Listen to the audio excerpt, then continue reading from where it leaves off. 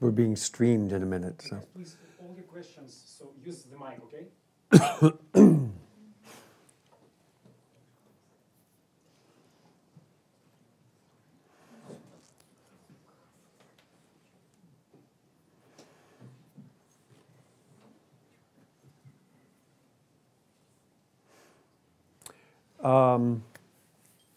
I say, there you are. You've seen the movie, 30 years old, and still makes people laugh and hopefully touches their hearts.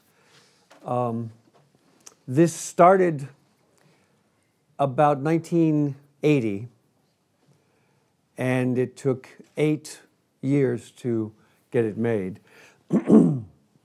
because America in those days did not want to know anything about the Vietnam War. We were ashamed. We were embarrassed. We had done something that we knew was wrong, and nobody wanted to talk about it. And so when Adrian Cronauer and I got together, both of us had been at the radio station in Vietnam, and when we got together and decided that we wanted to tell our story of Vietnam, I wrote the original story from his memories and mine, and nobody wanted to produce it. Nobody wanted to make it. I went to every studio. I went to television stations in Hollywood. And in one particular case, I remember the president of a big TV network basically threw me out of her office and said, "How dare you bring me a comedy on Vietnam?" And I said, "It's not a comedy. It has funny things in it, but it's a serious story." And I had a lot of trouble finding anybody who was interested in making this film, which is not unusual for Hollywood. A lot of people who have great stories, great ideas, great scripts even, have a lot of trouble. It's as one of the other producers of the film said to me at one point, it's magic when you can actually get a studio to fund a movie in Hollywood and make it. It's just amazing that it happens. And as you can see, you know, it hasn't happened to me very often. I've made maybe 5 over the years. But this was really a special film for me because it came out of my own life and my story and my friend Cronauer. I told you before we started the film that we had gone to see Apocalypse Now, he and I. And we walked out going, we got to tell the real story of Vietnam. And that's how it all began. And so, but if you, I can either answer questions and sort of talk about the history of it through answering your questions, which I'd really rather do than just stand up here and talk for 10, 15 minutes about how it evolved. So who has any questions? Let's start with that. I saw the first hand right there. Go ahead. You've got to get a microphone. So, no, behind you. Yeah. Okay. Thank you very much for being here. First of all, sure, for a huge part of the movie, you make this war seem to be quite an easy deal, which it probably wasn't. So I just wanted to know more about your personal experiences in Vietnam. What were you doing? How did you feel about it? Was it an easy deal? Wasn't it? And did those broadcasts really help? Is it easier, to fight in a war and kill people with a smile on the face or not? Thank you. Well, I actually went to Vietnam from a really nice assignment I had in Miami, Florida. And we were pulled out because they were just beginning to take advisory units to Vietnam, or actually they'd done it for a while, and we were one of the groups that went over. And when I got there, I only had 5 months left in my enlistment. I had 5 months more to serve in the military, and so they wouldn't give me anything particular to do in the unit I went with. And I had been a disc jockey in radio stations before I joined the Army, and so I said to my commander, "Can I go work for the radio station? Do you care?" And he said, "No, go do what you want." So I went over, and one night I cut an audition tape. Anybody doesn't know what an audition tape is? Okay. When you look for a job in radio, they want to hear how you sound on the radio. They want to know if you can read the news, can you play records, can you entertain people. And so I had to sit down at a control room one night when it wasn't being used and make a 7 or 8 or 9 minute demonstration tape of what I could do as a disc jockey. And at the end of that tape, I said, you guys have a really bad radio station over here, and you don't really know what you're doing, and I'm going to come help you, so you better bring me in. I mean, I was like 21, 22 years old, okay? I could just fix anything, right? And so the next day, I get a phone call at my unit from this airman named Adrian Cronauer, who actually was the program director of the station. And he did the morning show that said, "Good morning, Vietnam," you know. And he said, "Is this Sergeant Moses?" And I said, "Yes." And he said, "This is Airman Adrian Cronauer. Did you cut that audition tape last night and leave it for us?" And I said, "Yes, I did." And he said, I got 7 big Marines over here who want to talk to you.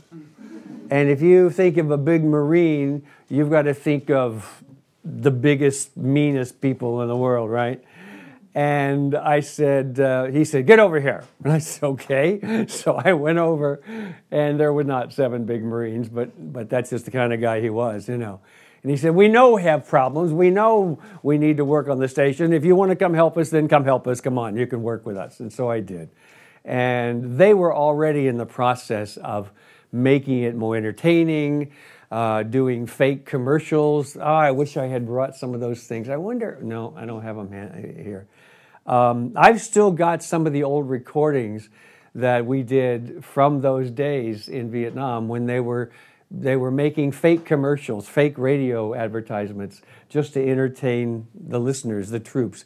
Because this was the only English language broadcast station within maybe 1,000 miles. And if you spoke English and not any other language, you listened to that radio station.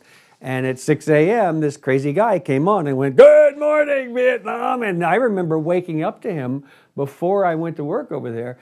It's because we had to be up at 6 and ready and dressed by 6:30 to start our day. And I remember waking up to him, and you could almost hear down the hall and everybody across the country in the military going, "Fuck you, Cronauer!" Because we hated being woken up by this crazy guy. But he was not nearly as crazy as Robin Williams, obviously, and nobody is. But so, what was your question? Oh, I can tell you the rest of it. How did we feel doing that instead of fighting? Very happy. I don't think there's a soldier that joins the military that really wants to go and fight. And in your case, you've got an issue where you really have to. In our case, we were just doing whatever the military told us to do because we joined up. It was kind of just what you did in those years. You didn't question it. It was later that people in America started questioning it precisely because Vietnam was a really stupid thing that we got into. And we got into it because of the ego and the arrogance of some of our leaders. And it changed the whole way the country looked at war. I was out of the service by that time, working in New York, when everybody started realizing that this was a really bad thing we'd done, and we were killing a lot of people, and a lot of our people were dying, and for no real honest reason. There's a whole history of America that's wrapped up in a thing called the Pentagon Papers. And in fact, you're going to see a movie, hopefully in the near future, called The Post. If you see that coming, go see the movie, because the Pentagon Papers were these very, very top secret documents held by the Pentagon, which is our military complex in Washington, that showed that we could never win the war in Vietnam. And we were just killing our own soldiers and destroying a country by trying to stay there. And the military geniuses who were leading our country didn't want to hear that, didn't want people to know that, and they kept it secret until an enterprising journalist found out and released those papers to the media. And they went into the Washington Post, the Post, and the New York Times. And President Nixon, who was the president at the time, tried to get the people thrown in jail, the journalists who had released that information, and our Supreme Court said no. They have the right, we have what we call the First Amendment, which is the freedom of the press and the independent press. And the Supreme Court, which is also independent of the executive branch, which is the president's branch of government, said no, they did not do anything illegal. And because the Pentagon Papers came out, Americans learned finally how crazy and absurd and terrible the idea of going into Vietnam had been all this time. So we were very happy not to be deeply involved in the military. We knew a lot of people. I mean, you know, you couldn't avoid it. They were there. I mean, my roommate when I first got there was a special forces guy. They were the ones who were really, they wore the green berets, and they were the real deep soldiers who went into the jungles and every place. And he was ready to go do his job, but he didn't want to, and I never heard from him again. I don't know whatever happened to him. But I do remember seeing soldiers come back, as I'm sure you've seen it here, who were destroyed by it, you know, and whose lives or who didn't survive, didn't live through it. I mean, we can talk all day about how war is hell, but and sometimes needless, and it's really difficult to figure out when it's needed and when it's not. And you've been through that in the last few years yourself. So, but I hid out in a air-conditioned building in the middle of the town of Saigon, and we entertained people on the radio. And then I got to go home, like on that airplane, the United Airlines plane. And it was a happy day when I was able to go. But of course, I wasn't driven out of the country, neither was Cronauer. That's the ending of this movie, but we made that part up, you know, so. All right, long answer to a question. You had the second question, sorry, next. No, you, oh yeah, okay. Before I actually voice the question, to say the least, it takes big balls, and not just big balls, but also courage and this somehow the same thing. innate understanding of, you know, how some things are wrong and they should be reported. So thank you for telling the story first and foremost. My second question is, well, you've partly touched this subject already, I mean, by telling about Pentagon, about the documents that they knew what was going on. And first question is, how did you manage to bring people on board of this project when the whole society was against it, when people were ashamed, when it was complicated to find somebody who also believed as much as you did into the importance of telling about this? And the second thing is... Remember your two questions, because I'll... Yeah, I will for sure. So, bring people on project, how did you manage to pull it off? And second question is, it was also mentioned in the movie that from Americans who brought you Korea, right? Yeah. So, Americans kind of wage a lot of unnecessary wars. And how is that the society just doesn't learn? I mean... The historical evidence is there. The people that are there. Stop right there. You get the question. Let me answer that question. Let me answer that question first. America, we think we won World War II. We think we saved the world in the Second World War. And we were very proud of that. And maybe we did. Thank you very much. I needed that. Maybe we did. And because of that, and because we really love our democracy, and we love the freedom that we have, and we want to share it with everyone in the world, we think that if we go in where it's not a democratic society and we take the country over and then give them democracy, like we did Japan and like we did Germany, and we were very successful with that. Those are great countries and very democratic countries after being led by terrible people. And so we had this feeling of wanting to save the world. And that's what took us into Korea. We wanted to stop Mao and Communist China from going into South Vietnam or Korea. We wanted to stop him from going into North Korea, but we couldn't. The same thing with Vietnam. We kept thinking the communist menace. We were aware in those days of the Soviet Union, and we were aware of Stalin. And we knew what you guys know even better than we do, what Stalin was doing to the people of the Soviet Union. And it hurt our hearts. And I swear to you, as an American, we went in with good intentions. We really went in thinking we were going to help people. And that's what Cronauer says at the end of the movie. He said, we're here to help you. And the kid says, you've killed my relatives.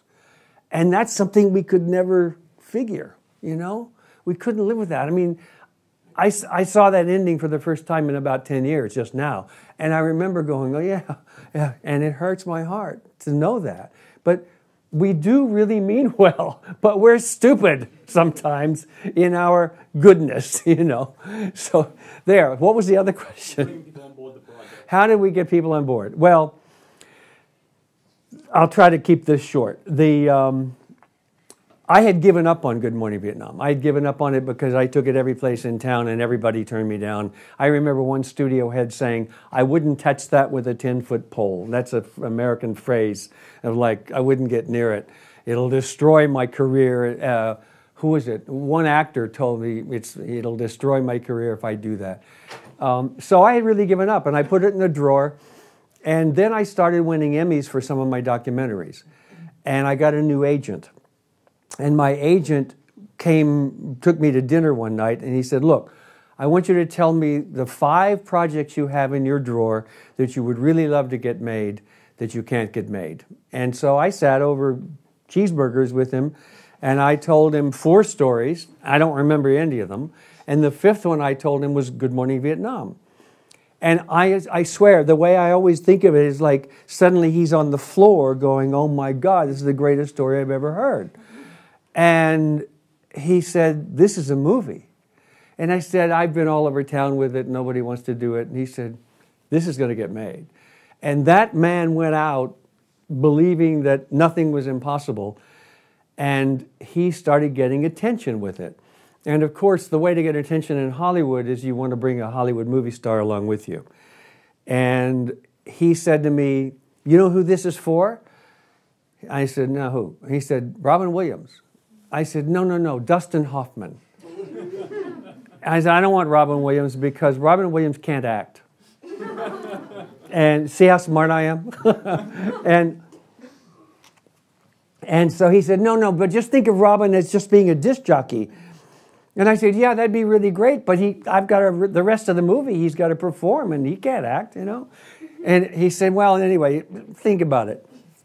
And I knew Robin's managers, 2 guys that I had known and worked with in New York. And he said, you know, these guys, Charlie and wow. Huh? No. Wow. Jack and Charlie they managed 10 or 12 really great actors, comedians in Hollywood.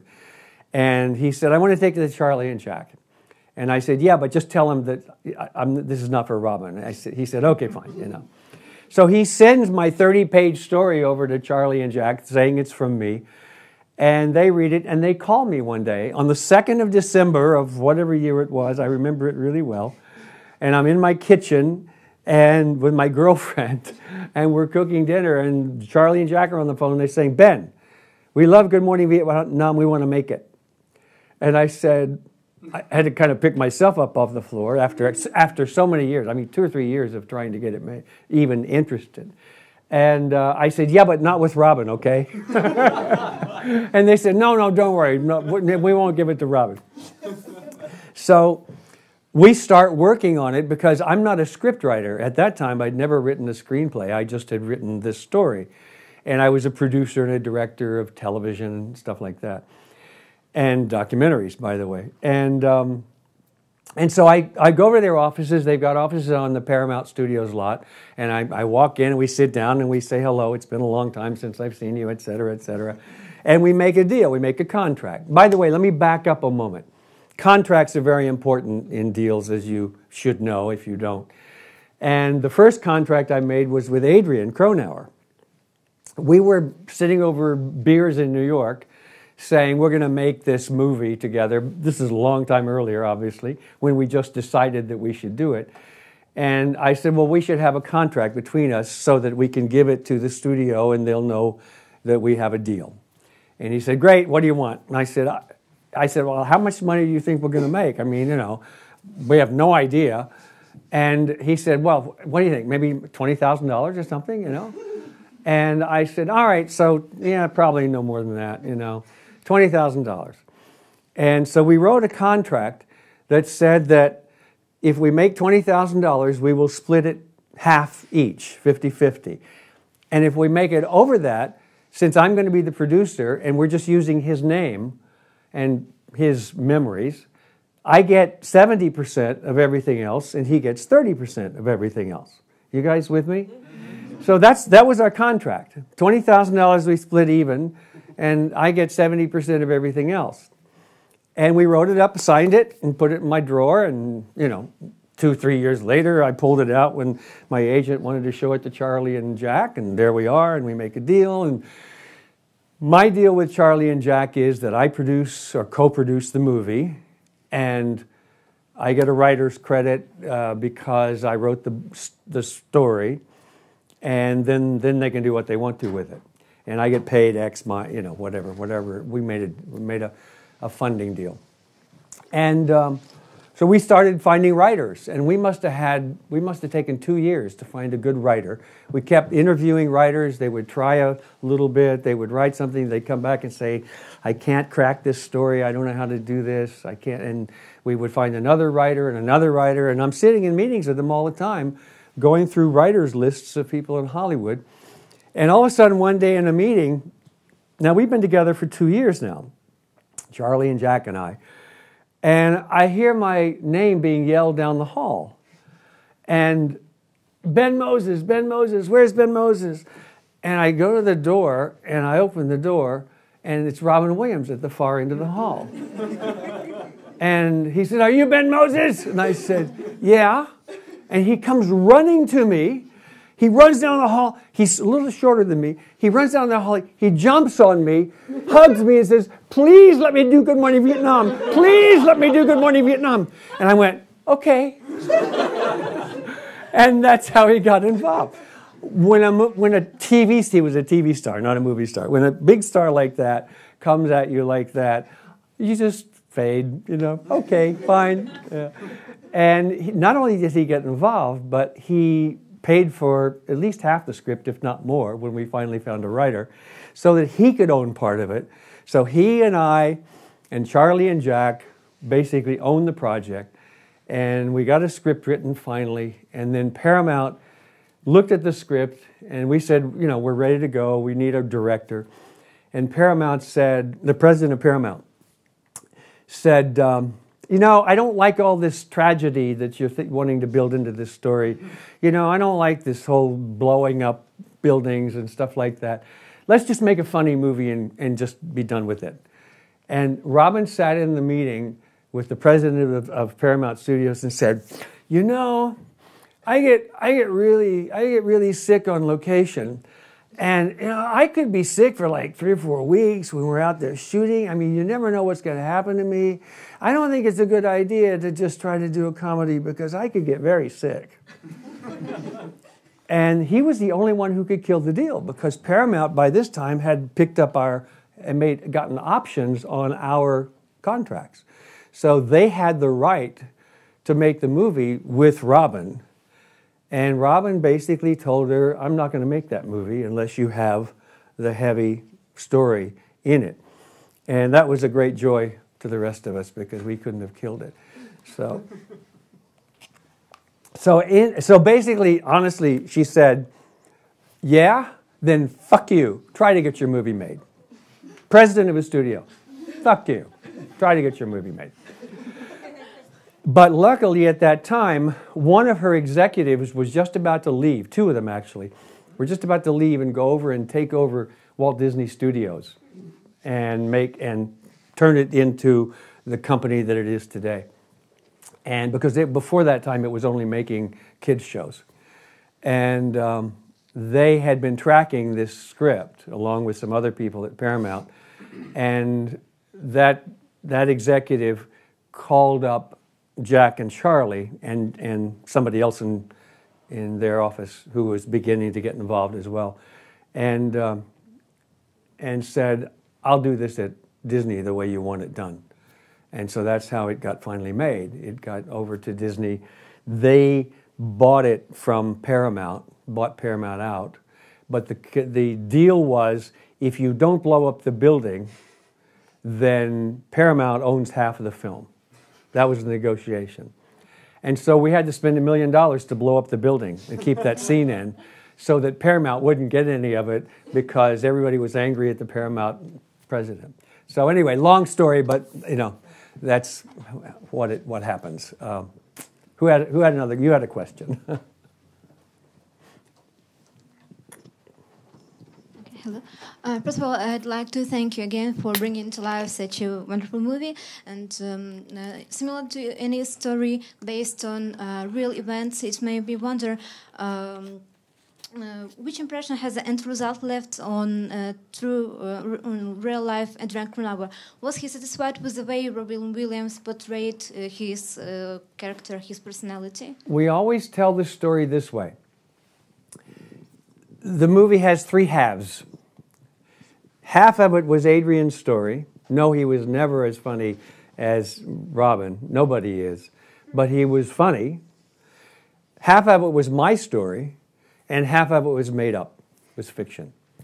And we just put it all together. The writer actually combined all of that together. I will say also that the director, Barry Levinson, he was never satisfied when he got involved that there was a good balance of tragedy and comedy. And so he and I sat down for many months talking about my experiences in Vietnam. Adrian lived in the East and couldn't come to meetings, but he'd be on the phone sometimes. But Barry and I spent a lot of time talking about the necessity to put the really painful part of the story in as well, because the writer had done hilarious comedy stuff. I remember reading 8 or 9 pages and I couldn't laugh any harder. I'd already out of laughter after just 9 pages of the script. And it was Barry who really made sure that it became painful. And if you remember in the middle, there's a scene, he wouldn't let me see it during the editing. And in the middle, when there's the Louis Armstrong song, It's a Wonderful World. Remember that? Yeah, It's a Wonderful World. That was not in the script. That was Barry he just created that because it said everything that I wanted to say in the whole film, right there. And when he showed it to me in the first cut, the rough cut we call it, I cried. And I hugged him like Robin had hugged me, only in great joy and tears, and said, thank you. You've done it. You've done what I wanted. So, yes. Go ahead. I can tell you while she's getting a mic. Adrian taught English. I was the guy who tried to get the girl to go out with me, chased the girl down, and then her whole family comes to the movies with us. That I had no idea. I mean, I asked her to go to the movies with me, and the whole family showed up. That was me. The Jeep being blown up was my story, except it wasn't. My Jeep was not blown up. Mine went off behind us and scared the hell out of us, and we just took off. But that was a good stepping off point for telling the story about the relationship with the kid. And the boy is not real, but he represented a lot of young men who would befriend the GI, the army people, in the daytime, and then fight us at night. I mean, we knew that was going on. So we built that into the story. Well, before I ask my question, I would like to say a couple of words, if that's okay. First of all, I found the movie to be very touching and moving. And also, I experienced some sort of a cultural shock because that cry, Good Morning Vietnam, actually has been my alarm clock for 3 years. And I've never seen that movie before. I didn't even know that existed. Yeah, every morning I got up with that mournful cry, Good Morning Vietnam, ready to take on the world. Cool. And I never really knew the story behind that. Do you know that that's actually been in the military, our military? Good Morning Baghdad, Good Morning Istanbul. And our military Istanbul? I don't think so. Maybe. I don't know. Well, I'm not But in the maybe military. it was there. I mean, it's been all around the world, you know. I'm not in the military, so Yeah. Yeah, you wouldn't know, of course. I had no clue. Yeah. So, but my question is, how was it working with Robin Williams? Did you have any kind of, I don't know, creative differences during the He threw me out of an process? ADR stage once. ADR means automated dialogue replacement. It's where you loop, where you go back in and you say something on camera and it's not recorded well, so you go into a studio and you look at it and you match the words. And he couldn't say the words end of an inning. An inning is one of 9 parts of a baseball game. I won't go into the details. If you know anybody who plays baseball, they can explain it to you. But he had to say really fast in synchronization with the way he had said it in the film, in the shooting, end of an inning, end of an inning. And you got all those ins in there, and it's really hard to do. And so I was sitting next to him while he was recording, and I said, Robin, try flipping your tongue into an inning or something, whatever I said to him. I kept saying, no, do it this way. And he said, get out. And I went, okay, fine, I'm getting out. But no, honestly, Robin was this way. If you were sitting with him with one other person, if there were 3 people at lunch or in a room or something, he was a normal, intelligent, interesting guy. One more person walked in, and he would be on the ceiling. He was now an entertainer, and he couldn't help himself. It was crazy. I remember his manager saying, Robin, get down. We're having a meeting. Sit down. Shut up. You know. But he was wonderful. He was sweet. He was funny. And I was teaching at the University of California at the time, film production. And so when the movie was about to come out, we got 500 people, students and teachers and everybody, into a big theater on campus. And we got the director and the other producers and me and Robin. And we all sat up on the dais. This is called a dais with a table up here. And we took questions after the screening. And I remember this one student, we had microphones in the aisles. And I remember this one student, he was probably 16, 17 years old, very shy. But he came to the microphone and he just really wanted to connect with Robin. He wanted to say one thing to Robin and have Robin say something back to him, you know. And you could see it on his face. And the truth is, he didn't know what he wanted to ask. He just wanted to talk to Robin.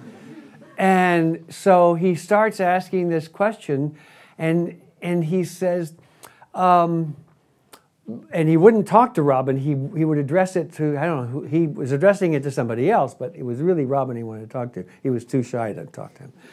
And he said, well, when you, you know, the camera, and, but I don't know, I don't understand. Whatever he said was kind of like that. And we're all starting to feel bad for him, and 500 people are feeling bad for him.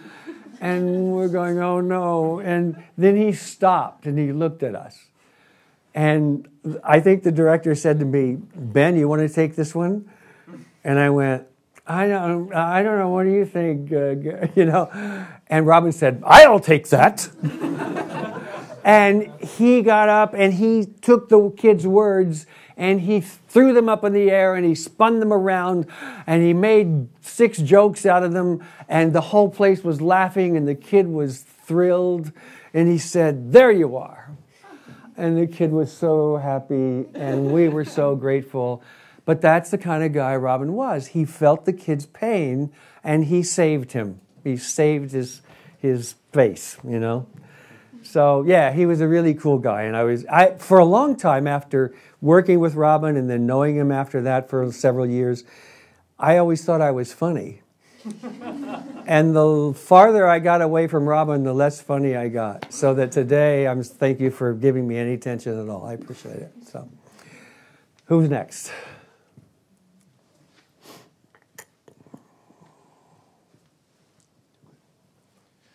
So again, thank you so much for coming today. Sure. My question is, what influence did the Vietnam War have on the American pop culture in the 60s and even up until today? Does it still kind of influence the American culture, and what do you think about it? Were you involved in anti-war movements or something like that? No, actually I wasn't. I tried, the big interesting thing about my life, which I'm a little ashamed of, was when I got out of the Army, I had avoided any danger, even though I was in Vietnam for 5 months. And I went to New York. I got a job in advertising. I blocked everything out. I didn't want to know what was going on. And it was probably years later, even maybe before, it had to be before Good Morning Vietnam, before we made the movie. But it was a long time after before I really connected with what was really going on and what the anti-war movement was all about and why everybody was protesting in the streets. I didn't want to know about it. And I saw finally in the theater a movie called The Killing Fields. And if you guys, anybody ever seen that movie? You know what I'm talking about? I watched that movie and all of those things I had hidden from myself all those years just came rushing up. And I realized what I had been denying. And I think that's probably when I felt like I needed to make Good Morning Vietnam, you know. But what the American people, if you go back and look at any music beginning in 1968, and American, you know, music, you'll hear it all. You'll hear all the anti-war songs and everything. You know, I mean, I could name 10 groups, but you can find them all on the internet, you know. Anything from 68 to about 73, 74. Yeah. That's it? You've learned everything you want to know? Okay. No, wait. I have a lot of questions. You guys have, no, anybody else though before? Okay. You had one. Okay, good. And then back there. Thank you. Sorry, sound Thank you people. for this movie. Thank you for such Robbie Williams. As for me, this movie, I saw this maybe 10 years ago. I like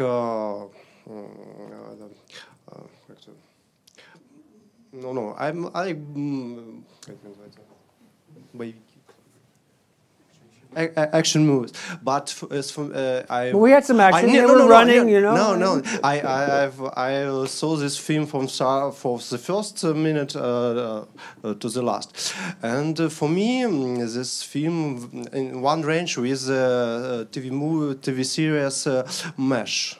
Yes, that's yeah. I understand that we can. You guys all? Anybody seen MASH here? It's something, if you like this movie, you should see the TV series MASH from the 70s. I think that we can feeling war only through vision humor, because only humor save our mind, our heart. If we lost sense of humor. Sense of humor. Yeah. We lost ourselves. Jimmy Buffett, the singer. Jimmy Buffett, we have a popular singer in America named Jimmy Buffett. He said, if we ever stopped having the ability to laugh, we would go crazy. And it's true. But all this film, of this movie, I'm waiting maybe son kiss with the main hero, with this beauty girl.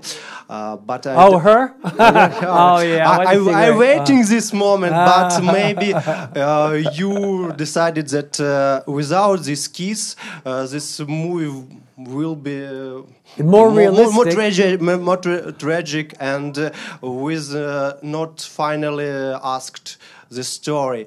It's story about love without end. Yeah. Don't you remember Romeo and Juliet?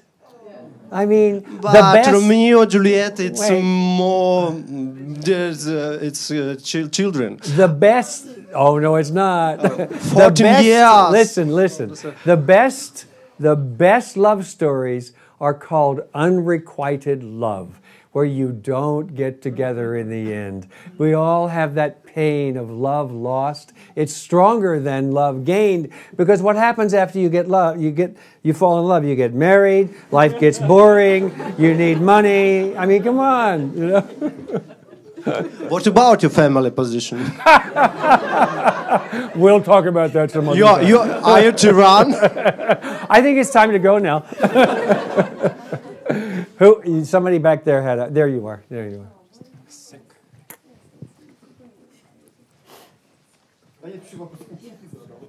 Thanks again.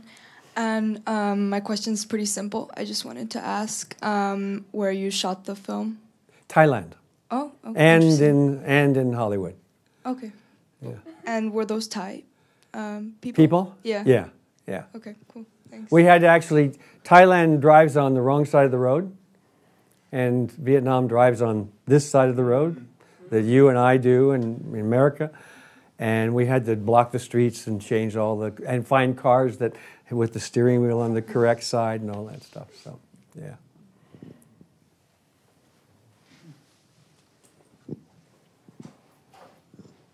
Hi. What was the most powerful feedback that you have received on your movie? I'm glad you asked me that question. Did somebody tell you to ask me that question? No, I'm a journalist.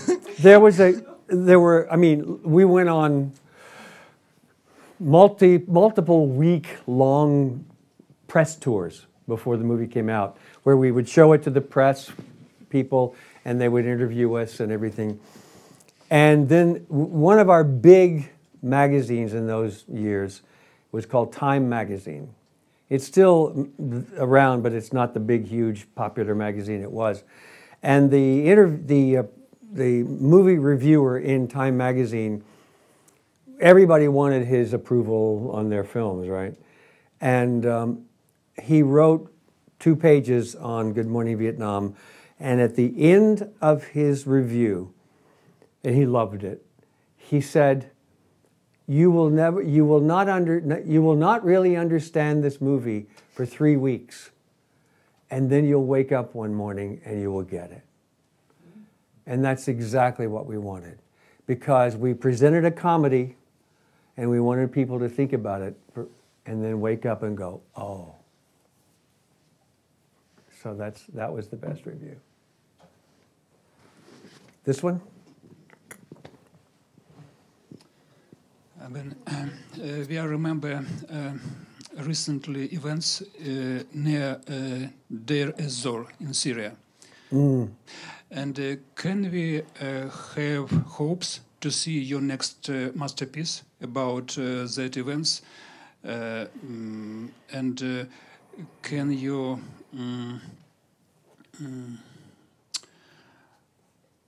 put that plot in your next movie with balanced strategy and comedy about that events? I think it's not very easy combination, tragedy and comedy in nearest events. Let me first of all correct something. Thank you for saying it was my masterpiece. This was a masterpiece of a man named Barry Levinson. Barry Levinson made Rain Man. He made, who can tell me his other? What? Wag the Dog. Wag the Dog, okay. Not so much a masterpiece, but a good film.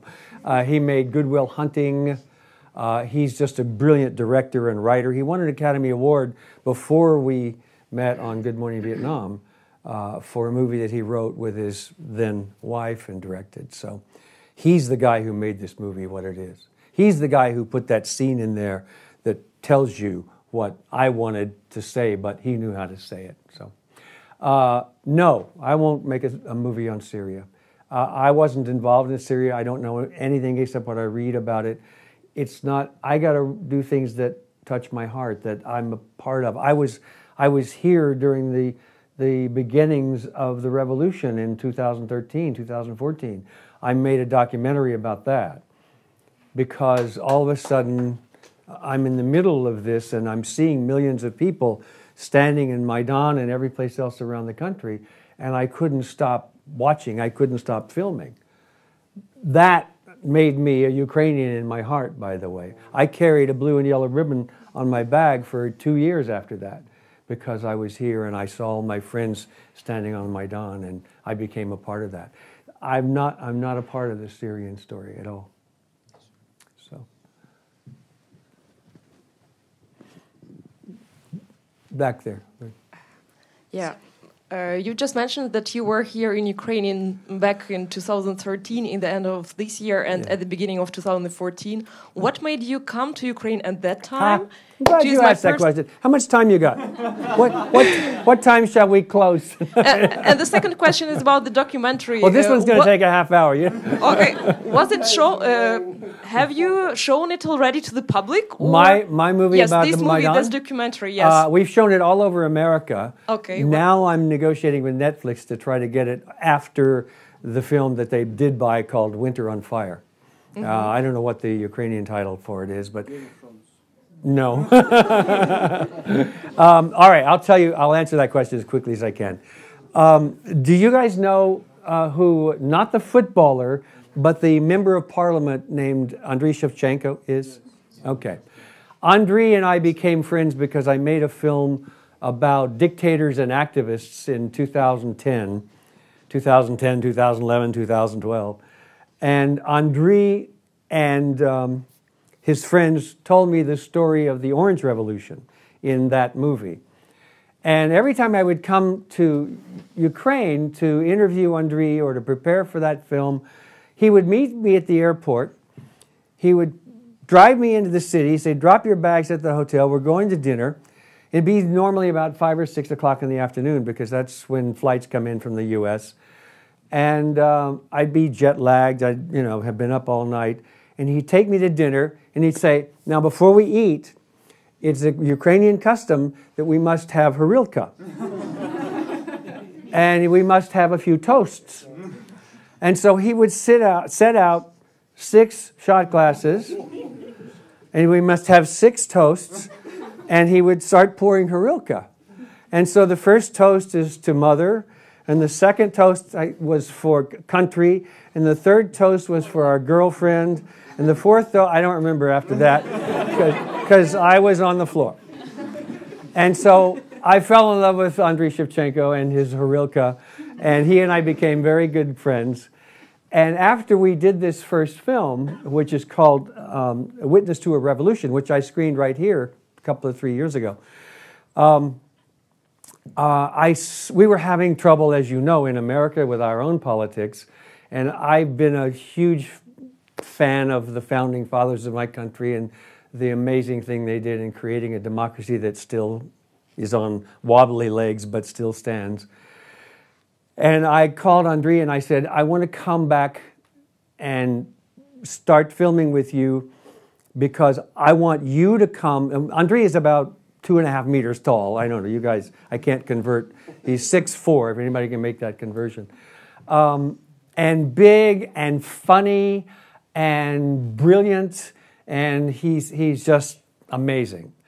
And I've never had a time with him where I haven't enjoyed it, either when we're arguing about politics or going to the hot tub in Buda at midnight where they've put the fire underneath with wood and you sit in and you drink horilka in the hot tub. I mean, he's taken me all over Ukraine.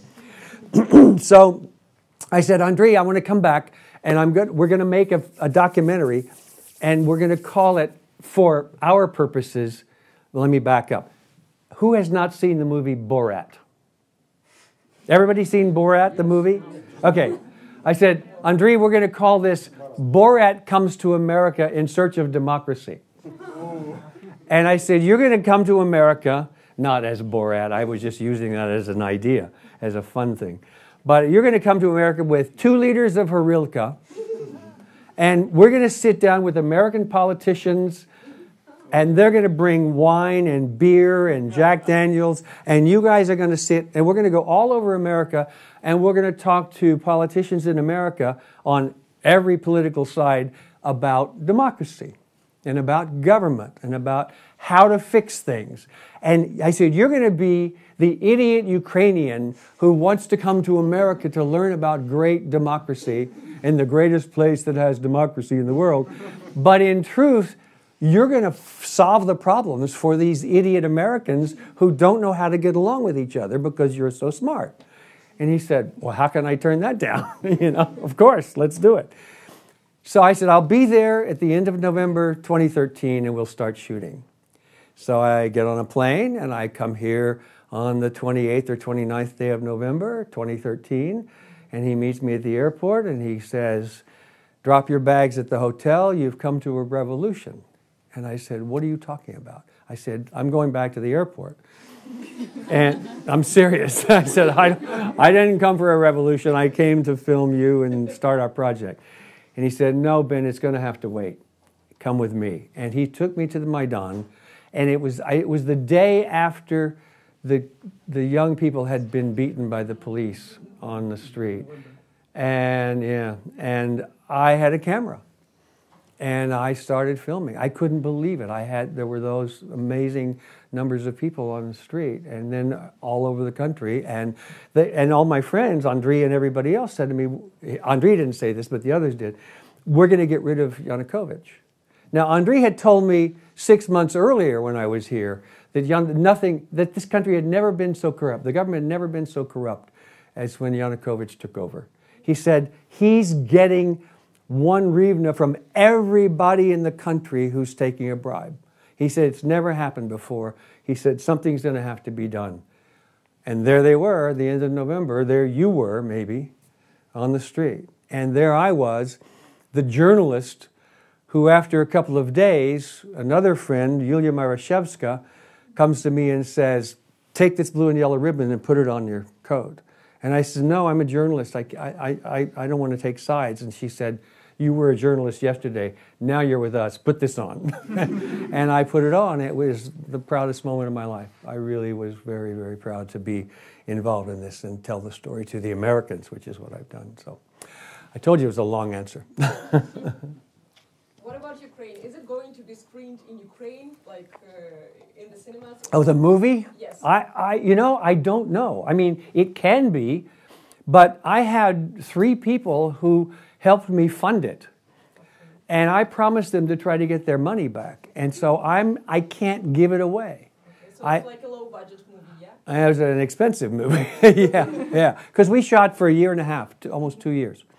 I mean, I told the story of the Orange Revolution in this film and how it led up to, what led up to the revolution and why. And then I followed Andriy and Yulia Marashevska and other people after the revolution to see what happened to their lives as well. So it goes on for a long time. And I need to, I'd love it if somebody would say, I run theaters in Ukraine, I'll pay you, to put it in the theaters. I'd love that because, I need to get my friends their money back, honestly. My wife would be happy to have some as well, speaking of wives, because we helped fund it as well. First time I ever put my own money into a documentary, and I'm proud to do it, but it's painful. Who else?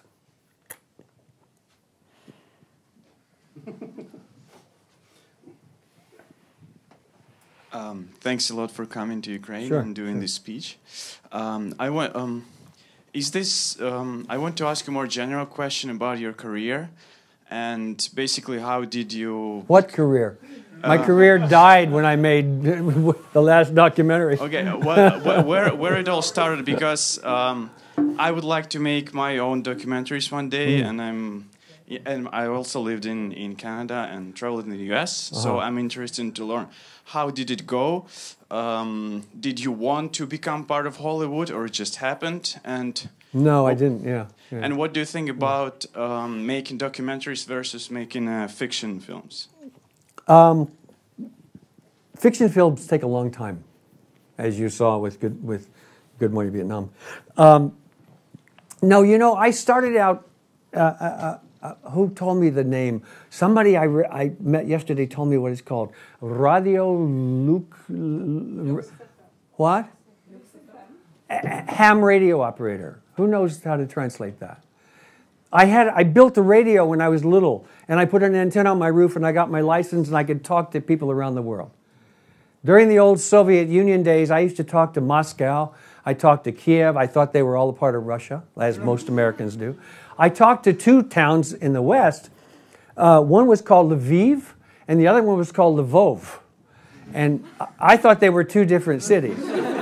Every time I would talk to a new ham, a shortwave operator like me, he'd be in either Lviv or Lvov, and I thought, wow, I got two cities there.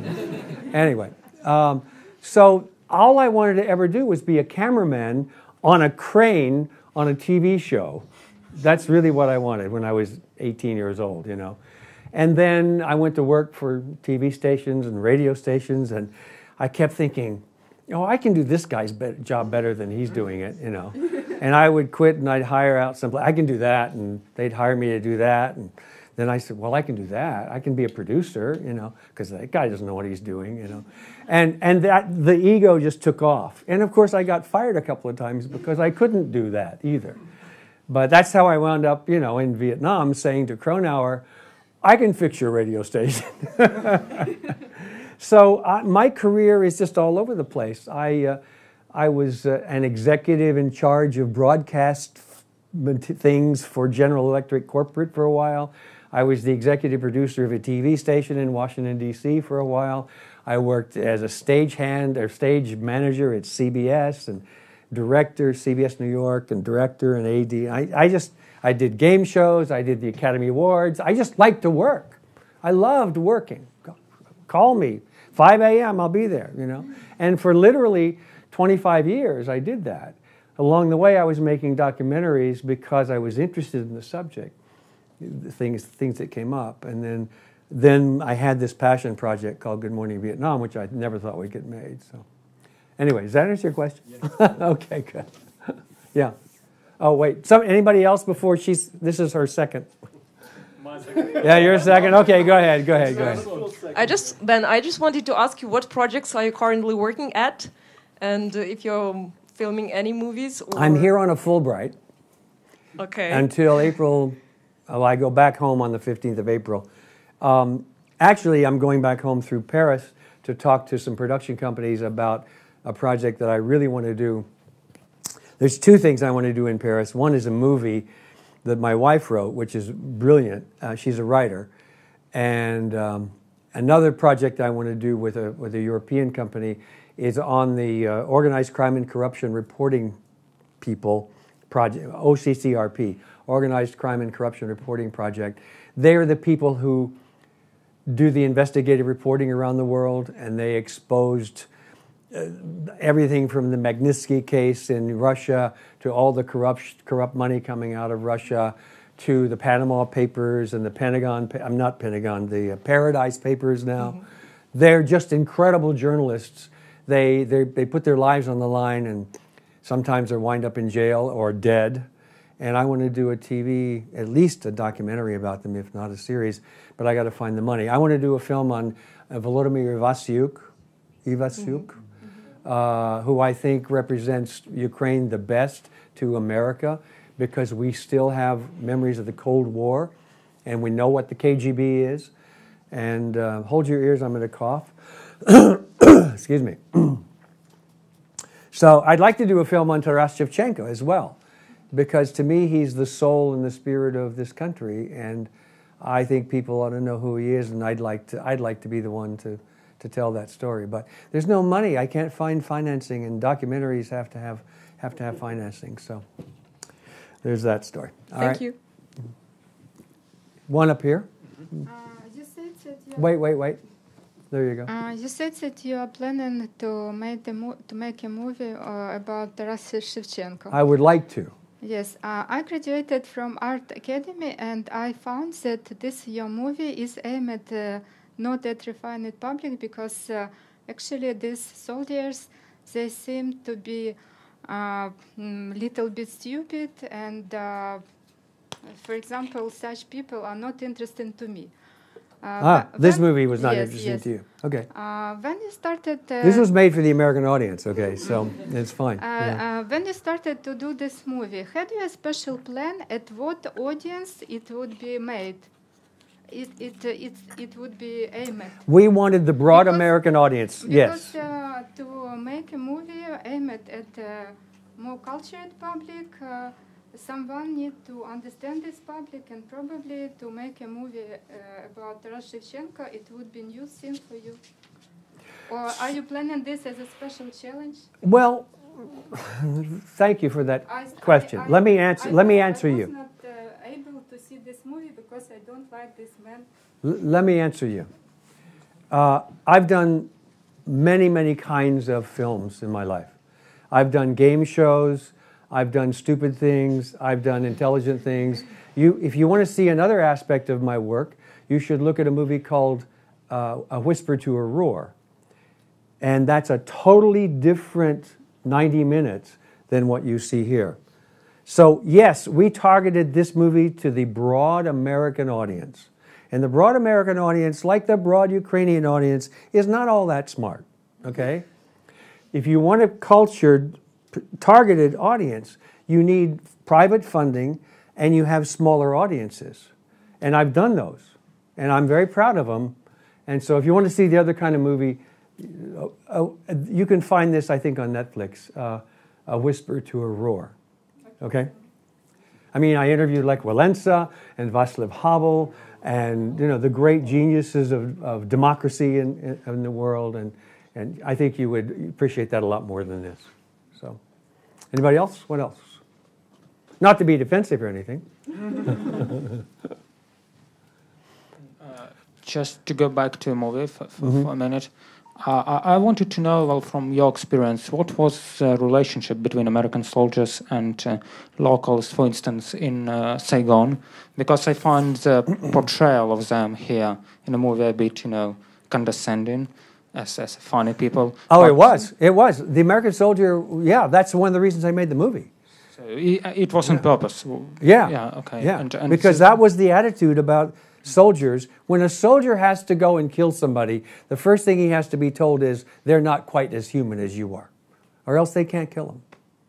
And so that's how soldiers are trained. I wanted just to ask a small one. You know, we've talked about good feedback, but how do you feel when you get bad feedback? For instance, I saw on Rotten, I hate it. On Rotten Tomatoes, there's a really bad review from Washington Post to your movie. To which movie? This movie. Oh, did you? I just went to Rotten Tomatoes cool. to see some reviews, no, and we always they're hate mostly it. good, but there's some. We always hate it. We always hate it. Of course, you don't like it when people tell you you're ugly or not or dumb, do you? I mean, neither does anybody else. No, we just try to, you know, you say you do your best, you do what you can. Some people. I always argue that if 50% of the people hate my movies, they're successful. Because 50% of the people like him, you know.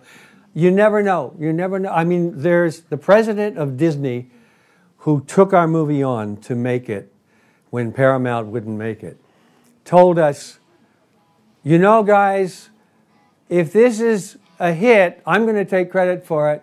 But if it's a failure, it's all your fault. And that's, you know, it's just part of life. If you can't handle the people who don't like your movies, don't make them. You get it. Do something else, because there's always somebody who's not going to like what you do. One over here, a new hand. In Ukraine, we have a big problem with rehabilitation centers for veterans who suffered post-traumatic syndrome. Now I started to make a documentary about Ukrainian veterans, and could you tell about the USA experience, how you suffered with this problem? I told you about my experience. I blocked up for a long time, and then it just came gushing out finally. But I made a documentary on post-traumatic stress on American soldiers, British soldiers, Israeli soldiers. I don't remember where else we went. And we were looking at treatments that were helpful. And we made that. That was about 10 or so years ago. But yeah, I mean, there's nobody who goes into war and has actual fighting experience that doesn't come back with you know, all of that. We call it the 1,000-meter stare sometimes, where they're still there, you know. Wherever they are now, they're still back in that moment when Either they killed somebody or somebody was shooting at them or whatever, or they lost a friend next to them. Who else? There was another hand over here somewhere. It's your second chance. Well, second. No, I thought there was one other. Okay, go ahead. Sure. Obviously, you were kind of an artist by heart and maybe by, your purpose in life. So, and you touched a lot of very complicated, controversial subjects in your work. My question is, how do you manage to cope with this insane amount of very different emotions and keep on going? I stopped making documentaries for a long time because I would be depressed for months and months and months. I made a documentary on children who were taken from their homes because their father beats them. I made a documentary on people who have terminal illnesses and die. And I made a documentary on homeless people living in the streets when there's wealthy people all around. I mean, I've done a lot of that kind of thing. And it's painful, and I lived with that. And sometimes I just have to go and watch cartoons for weeks and weeks after to just get my head out of it,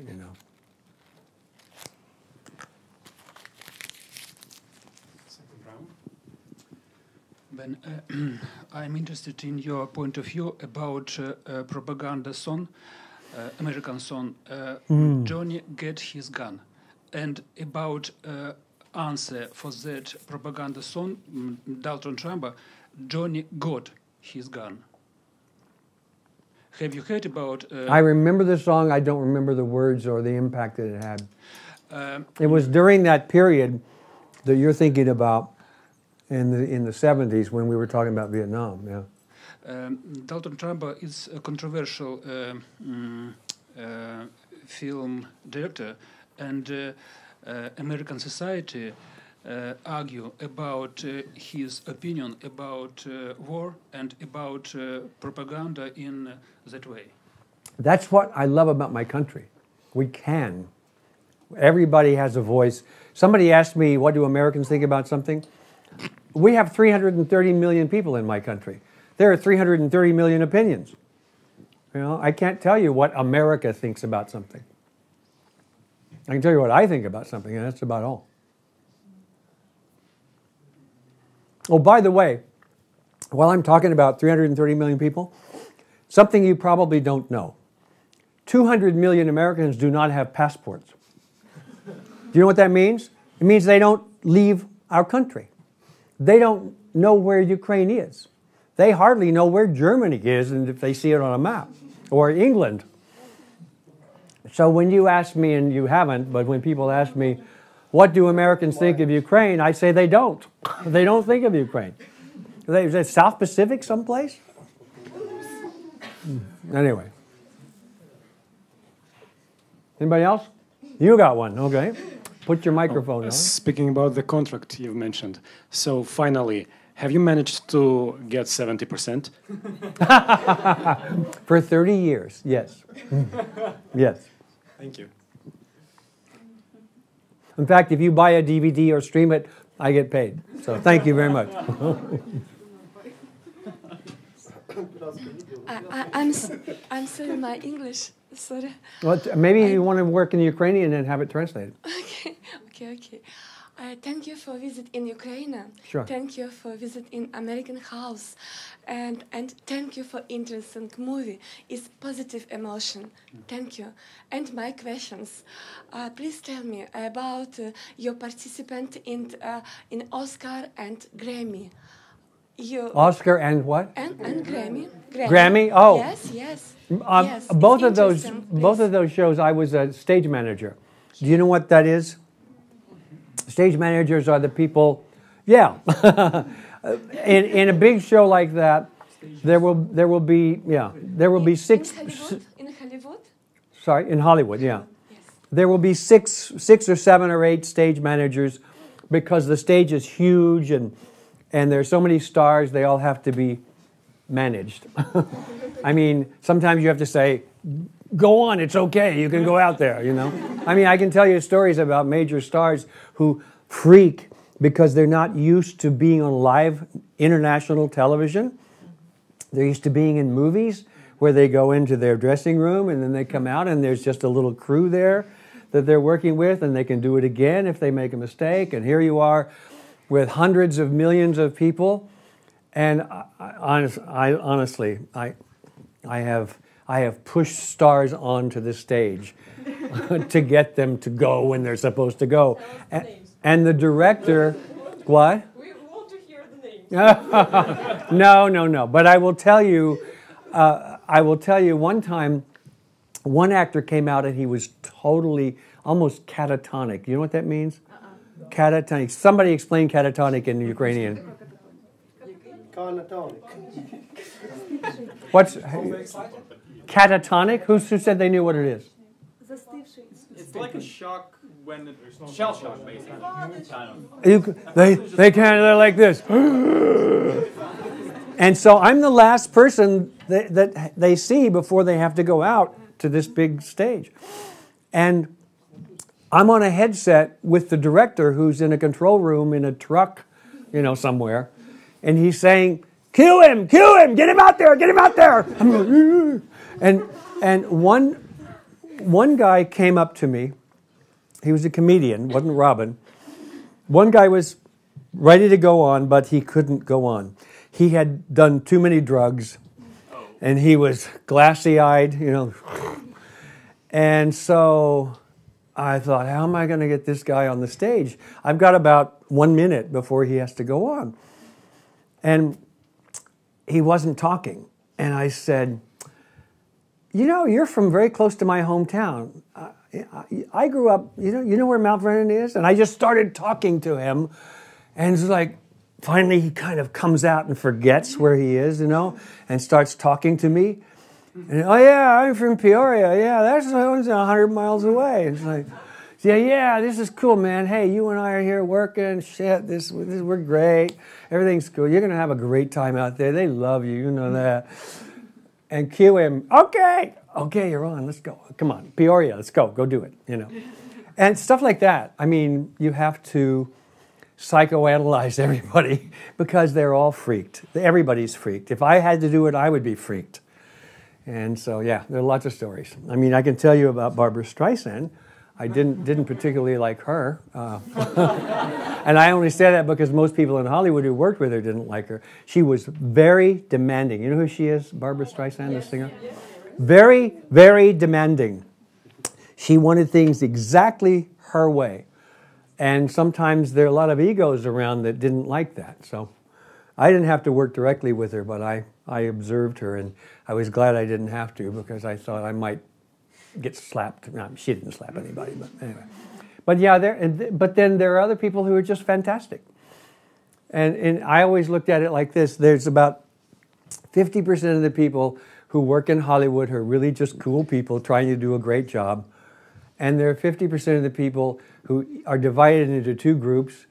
One group suddenly reads all of their press releases and all of their reviews, and they think they're really fantastic, and they begin to get a big, huge, inflated ego. And the other 25% are people who want to be involved and don't know how to be, but they start making up stories and telling stories about how great they are, and oh my God, and you just try to stay away from those people altogether. So, anyway, what else? Okay, so I'm really sorry for interrupting, but we actually, we are closing very soon, so we have time only for the last question. Okay. Somebody who hasn't answered, ask a question. She hasn't asked a question. Can I have a photo with you? That's not a question. That's not a question. Give her the mic. So no, wait. Somebody who hasn't asked a question, please. Anybody been holding a question you want to ask? No? Okay then. No. No. They've all asked. So he had his hand up first, right there, right here. He was the first one with the hand up, guys. Ben, what exactly means for you American dream? I have a very simple answer. That there's nothing you can't accomplish. Go try. Just keep trying. And you will fail. But that doesn't mean anything. Because you're only a failure when you decide you are. You're only a failure when you choose to quit. You're never a failure. as long as you keep trying, no matter how many times you fall on the floor.